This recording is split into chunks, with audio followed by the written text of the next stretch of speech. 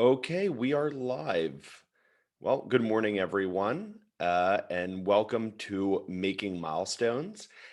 So, in this presentation, I'm going to be discussing specifically 5 tips for speech development for children with special needs. What are practical things parents and families can be doing at home with their children so that their children's speech development can be enhanced and the child can begin to speak perhaps for the first time or enrich their speaking ability and vocabulary. So let me share my screen and let's get started.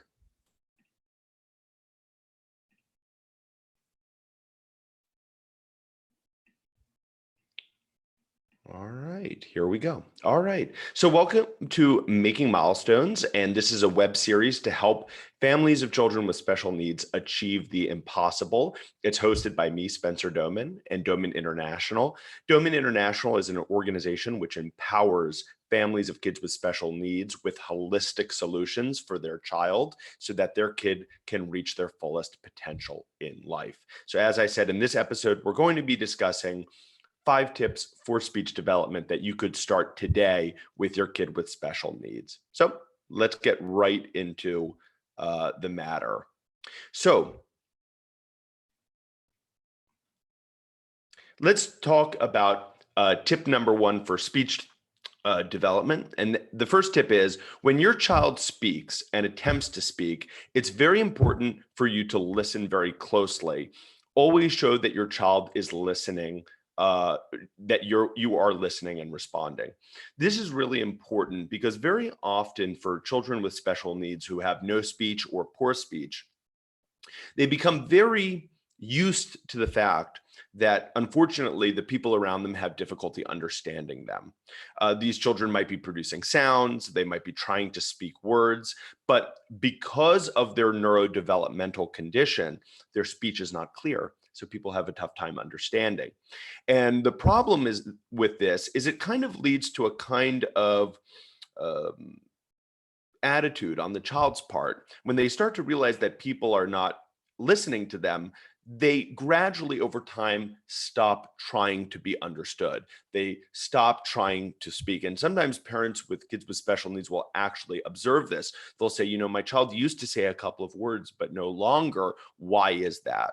And that is sometimes because children feel that their speech is not a successful way for them to communicate. And, children, especially children with special needs, are brilliant at understanding cause and effect, right? And so if they notice that they're trying to speak, but perhaps people aren't understanding them, over time they will stop trying to speak and they'll try to use other methods of communicating. And those methods might be pointing or using their eyes, or unfortunately even temper tantrums sometimes to get what they want. So for you as a parent, it is essential for you to show that your child that you're listening and listening very closely to what they say. And also for you to acknowledge the sounds that they're making and demonstrate that you're listening. And that even includes when you don't understand what they're saying. I want to tell you about a very impressive study that demonstrated the importance of not just parents listening, but also parents responding to their kids. And they did an amazing study where they studied how parents responded to the sounds of infants. Now, these were infants that were healthy, neurotypical babies, but they were still just a few months old. And they realized that parents tend to respond in one of 3 ways to how babies make sounds, right? So, group number 1 are parents who basically ignore the sounds that babies make, right? So, if the baby babbles, the parent, I guess, just thinks, well, baby is babbling, but they're not really talking. So, why do I even need to respond? That's the first group of parents, basically ignoring the child's sounds. Group number 2 are parents that imitate their child's sounds. So, for example, the baby goes ba, ba, ba, right? They babble, and the parent will imitate the sound back by going ba, ba, ba back to the child. So, that was the second group of parents, imitators. The third group of parents are parents that listened and then responded to the child as if they were having a conversation. So if the baby went ba ba ba, the parent would respond with something like, "Oh, that's interesting," or "I didn't know that," or "Thanks for telling me," something like that, right? As if they understood exactly what the child was saying, even if they had no idea what the child was trying to say. And when the researchers studied these three groups, they found, lo and behold, that parents in group three, that those children had the best speech development of the three groups. And because these are all neurotypical babies, you would think that their speech development would be the same. But it turns out that the way parents respond to the sounds and speech of their children encourages or discourages speech development. So it's very important that you not only show that your child that you're listening to them, but that you respond to them, even if you don't know what your child is saying. So it would be better to say something like, "Oh, thanks for telling me that," or "Wow, that's interesting," something like that, just to show that your child that you are paying attention. Now, your child is smart, and your child will sometimes realize you don't understand what they're saying, but they'll see that you're really trying. And it's really that effort that you're showing to your child to show them that you're going to keep trying, so they need to keep trying. And for many kids, that's enough to keep encouraging them to keep working on their own speech. The other reason why it's very important to listen closely is that very often children with special needs are talking. It's just that the quality of their speech, the clarity is poor. And I often will notice, even working with families of kids with special needs, that they will miss their child's speech, that the child is in my office playing with a ball, and I'm sitting across from parents, and the child will look at the ball and go something like "ba," something like that. And I'll say to the parents, "Your kid just said ball." And parents didn't even notice, they weren't listening. And so it's very important. It's kind of an attitude change where you really have to listen to your child, focus on the sounds that they're making, but also there's an attitude here which has to be believing in your child. Very often parents will dismiss something. They'll say, "Oh, when he said ba, he didn't mean ball. He was probably just making a random sound." And that's an unfortunate response to have.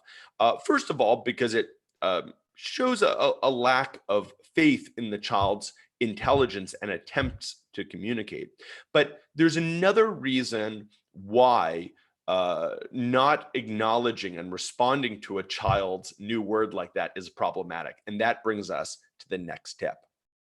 So the second tip in speech development is that you need to give meaning to your child's sounds. This will help them use more meaningful speech, right? So for example, let's take that child who made that sound "ba," right? They were playing with a ball and they said "ba." And there might be two adults in that room, right? Let's say adult one and adult two. Adult one says to the child, "You just said ball," right? They respond to the child's speech. Uh, Parent number two or adult number two thinks, "Well, it was just a random sound." And so they don't acknowledge the child at all. Which of those responses is correct?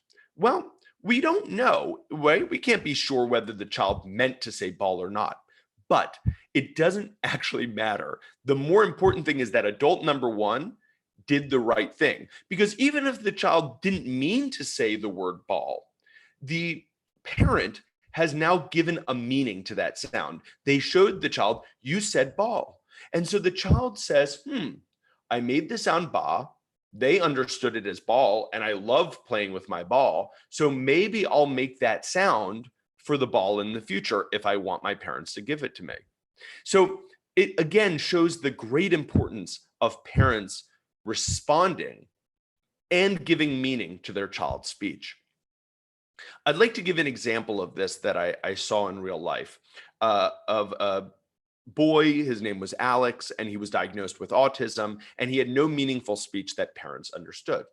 And Alex made a repetitive sound that kind of sounded like pata pata pata, and he'd just repeat that sound over and over and over again. Mom didn't understand it.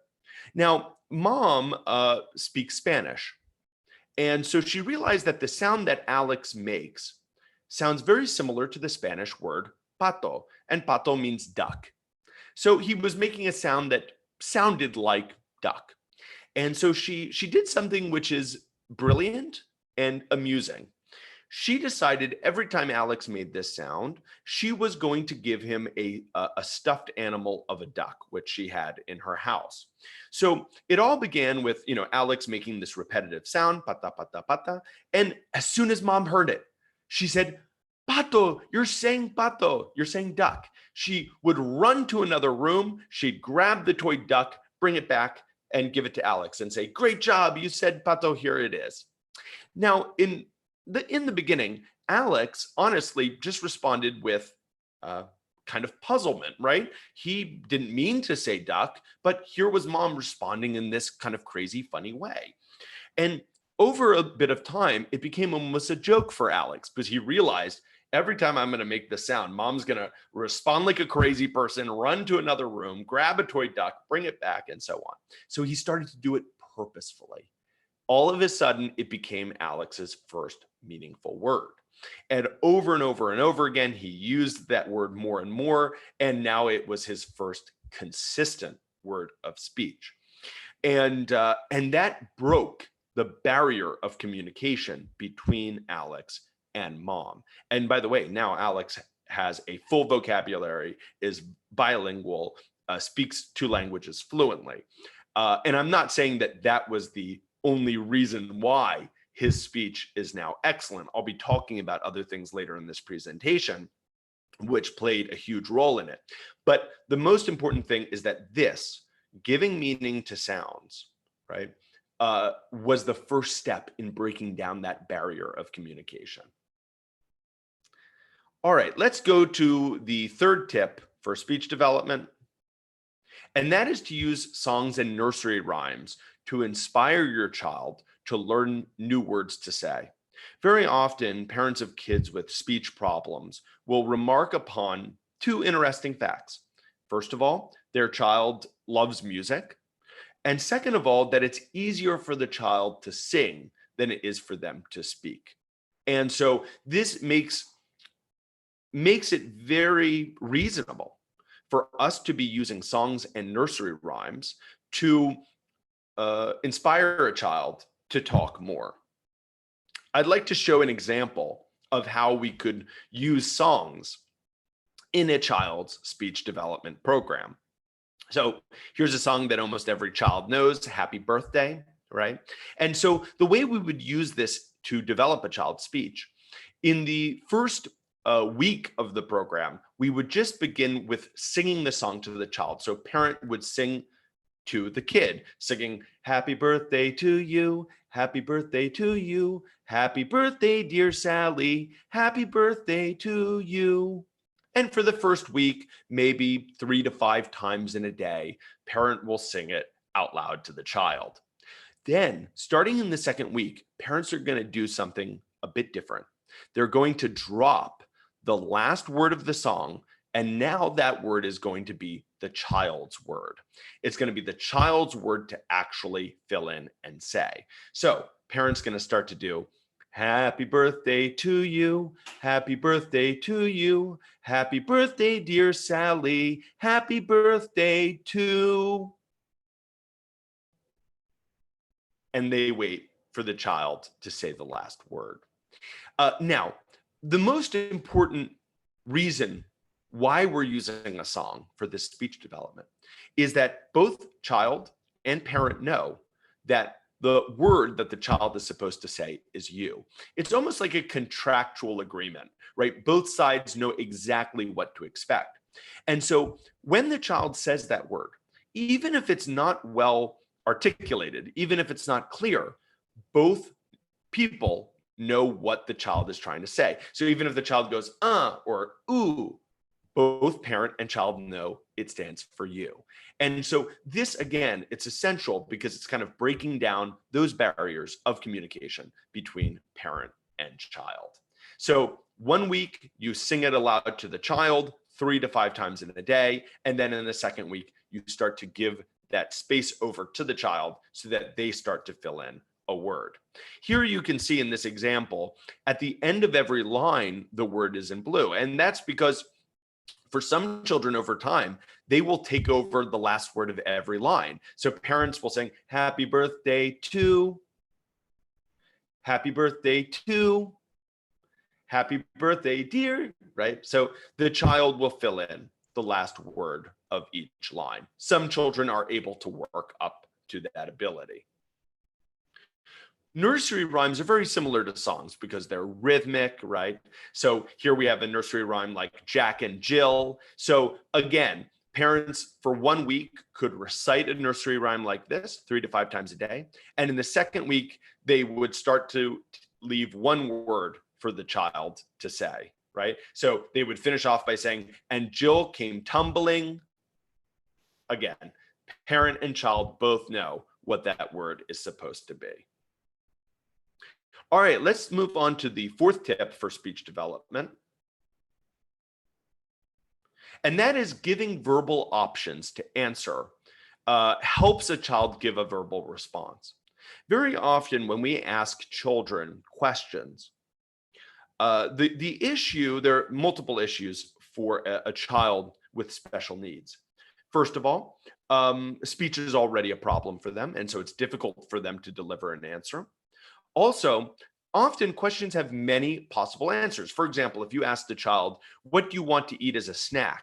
There might be 50 different options that the child could potentially answer.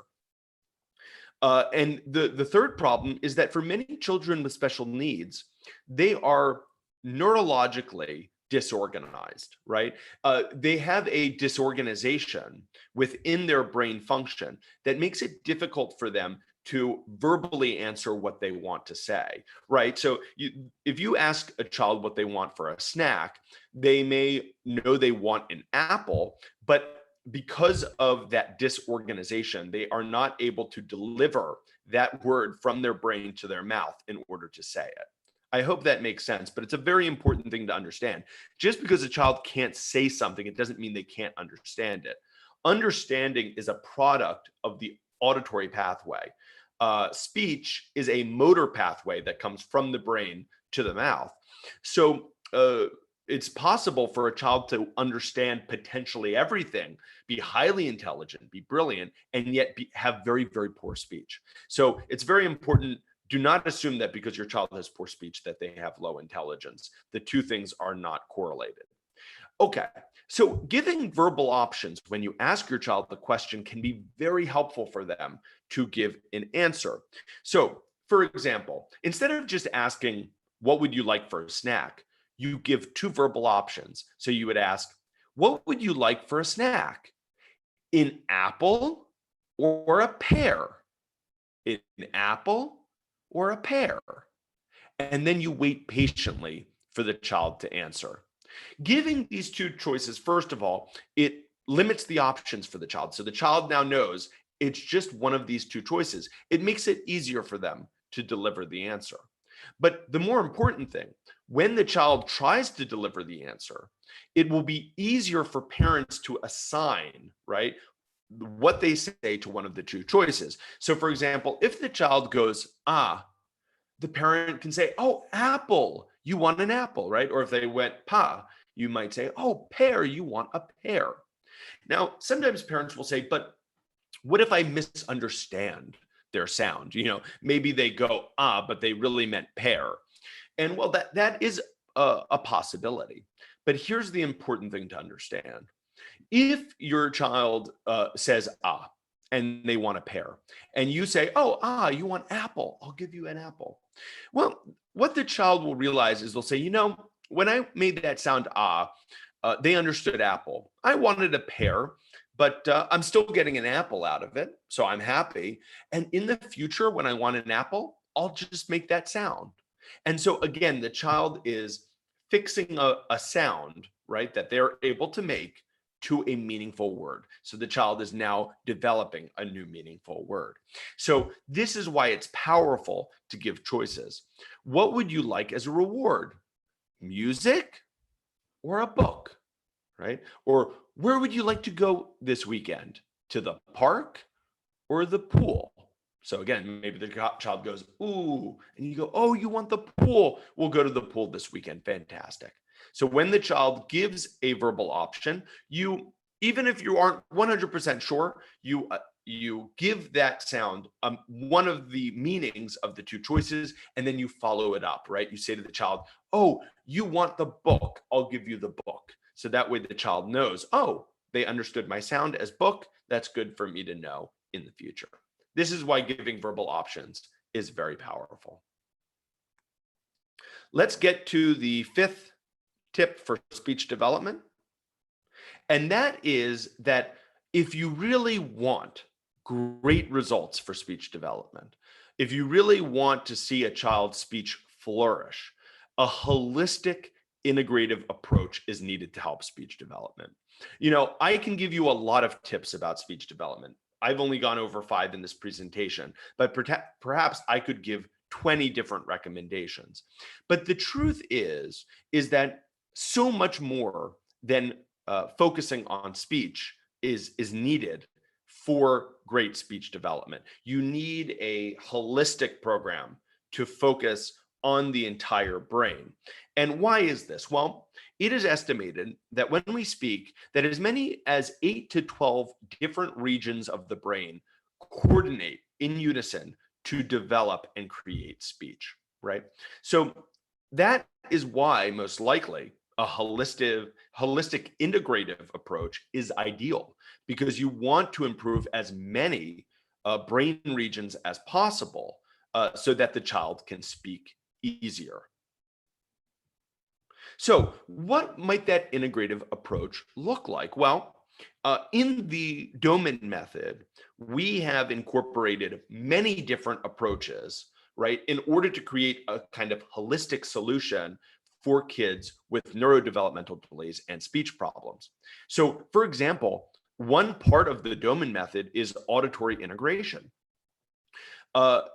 Auditory, right, hearing is the input side of language, right? So right now you're listening to me, right? Your auditory pathway is carrying information from your ear to your brain, and you're able to process and understand what I'm saying. Hearing is very much connected to speech. And almost all of us know this, because if you've ever spoken to someone who's deaf, who's unable to hear, you can hear that their speech is often very limited and poor in terms of clarity. Our ability to hear speech is very important for our ability to deliver speech. And so auditory integration is an essential part of the Doman method, because very often kids with special needs do not have ideal hearing and auditory pathways. So we do stimulation to improve that hearing. So then the child is not just better able to understand speech, but better able to speak themselves. In addition, as part of the Doman method, we do reading and cognitive programs. Reading, although it might be a big surprise to a lot of parents, it can be great for speech development. This has been demonstrated with functional MRI. These are MRI, essentially testing that shows what parts of the brain are working when a person engages in an activity. And when a person engages in reading, the speech areas of the brain are activated. And well, why is this? Well, there are basically two kinds, right, of two ways of understanding language. One is through the auditory pathway, through understanding, and the second is through the visual pathway, through reading. So when you read, it's just the visual interpretation of language rather than the auditory interpretation of language. And we have found that for many children with neurodevelopmental conditions and special needs, that they are even better visual learners than they are auditory learners. So when we teach them to read through the visual pathway, their ability to understand language and speak language improves, because again, reading is just the visual interpretation of language. So improving the child's cognitive development, their reading, their comprehension, their understanding, is a crucial part of getting their speech better. Another important part of the Doman Method program are mobility programs. Doing physical activity with a child and especially the right kinds of physical activity to target the areas of the brain that we're trying to improve in their development is essential for the child's overall neurological betterment. One of the important reasons to do an excellent mobility program is it helps develop breathing and the respiratory system. Breathing is an essential part of speaking. And you and I never think about this, but our brains are always working our breathing and speech in coordination with one another so that we can speak clearly and well. For example, right now, as I'm talking to you, in between my sentences, I inhale. And then as I speak, I'm gradually exhaling my breath out, which allows me to talk. And so you and I talk and we don't even think about this. It's an amazing ability of the human brain. But if a child is unable to regulate their own breath, control their own breath, this becomes nearly impossible to do. And so improving breathing, control of breathing, regulation of breathing is an essential part of getting a child to speak better. And so that's what makes mobility programs so important. And it also is what makes respiratory programs very important. The Doman Method oxygenation program is a program that has been created to develop the respiratory system. It's unique to the Doman Method. And also, it improves oxygen delivery to the brain. Oxygen is the food of the brain, right? Our brain needs oxygen to survive. And so, by increasing oxygen delivery to the brain, we can improve the function of the brain. And so, a respiratory program, along with auditory program, reading, mobility programs is an essential part of the Doman Method, this overall holistic solution to kids with special needs and their problems. Also, a nutrition program is very, very important. Outside of the brain, the largest number of neurons in the human body are in our digestive tract. And so you might have heard of in the past between the gut-brain connection. The brain and the digestive system are constantly in communication with one another. And so making sure that a child is getting a healthy diet, that they are getting the right kinds of supplementation, making sure that they have the right kinds of bacteria and flora in their gut is an essential part of neurorehabilitation. And so for a child with special needs, it must be incorporated into a holistic solution for the child. And so that's really what the Doman Method is. It's about taking all these different pieces of development and incorporating it, right? Putting all the pieces of the puzzle together so that we can create the very best treatment program for each and every child with special needs. If you'd like to learn more about the Doman Method and about Doman International, our organization, please visit domaninternational.org and contact us. And one of our worldwide representatives will contact you if you reach out to us through the website to discuss if the Doman Method is ideal for your child. When you go to our website, you'll see in the top right-hand corner in green a button that says Contact. Click the Contact button, fill out the contact form, and one of our representatives will reach out to you to answer all your questions and to discuss your child's case. Along with going to our website and reaching out to us, please sign up for my free online webinar called An Introduction to the Doman Method. You can find it at our website, domaninternational.org/free webinar. So that's domaninternational.org/free webinar. If you'd like to learn more, if you've enjoyed this Making Milestones episode and you want to see more episodes, if you want to get more tips and recommendations from Doman International, if you are watching this on YouTube, please subscribe to our page so that you can reap the rewards of future videos that we're going to release. If you are watching this on Facebook, please like and follow our page on Doman International. And if you're watching this on Instagram, please follow us on Instagram. And if you're a parent who doesn't want to miss a beat, please feel free to do all three. Thanks so much for joining me for episode 3 for Making Milestones. We'll be back next week with another topic about child development and kids with special needs. Thanks for joining me.